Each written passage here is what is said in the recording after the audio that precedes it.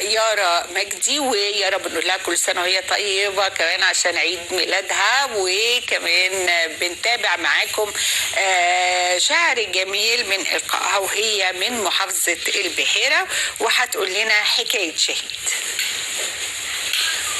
هحكي حكاية شهيد على مر كل زمان، مع اختلاف الأسامي والشكل والألوان، ما بينهم قسم مشترك بيحب مصر بحقيقة، مصر اللي بتلاقي ولادها وقت الضيق زي الجبال بتهد. أنا نفسي أسأل سؤال وتجاوبه بس بجد، نفسك تكون في يوم شهيد؟ نفسك تكون في يوم شهيد؟ عن نفسي مليون وعن كل مصر ويزيد، اخواتنا اللي سبقونا لجنة الرحمن وشافوا مصر بصورتها وحافظوا على الأوطان، كانوا بينا بس خلاص بقوا في الرفيق الأعلى. يا فرحة الشهداء شافوا مصر أحلى وأحلى على مدار التاريخ. بلدنا بتقدم أعز ما تملك، زينة شبابها وولادها وإياها نتمسك. قالها شهدنا في يوم ما فيهاش تردد وخوف ولا عتاب ولا لوم، خد عمر كله يهون بس البلد تقوم.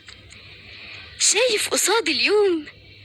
شايف أنا أبطال بتنصر المظلوم، بتشوف بعين الحق لما وطننا اتهز وقفوا وقالوا لأ، مش مصر دي اللي تموت، دفعوا التمن أضعاف لأجل البلد تعيش. وكل اللي قالوا ضعاف والجيش ده ما بيحميش كان أولهم كذاب.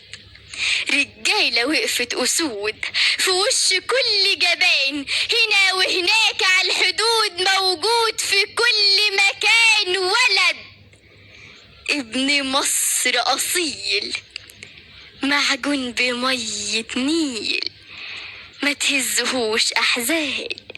احنا عالطريق ماشيين وهنكمل، كل ثقة في الله هتبقى مصر أجمل وأجمل. طول ما انتوا هنا واقفين بتحموا ناس عايشين، ولا تنسوا ناس ماتوا. والسلام عليكم ورحمة الله وبركاته. ودي كانت صديقتنا يارا والشعر الجميل اللي أدته النهارده وبنشكرها عليه.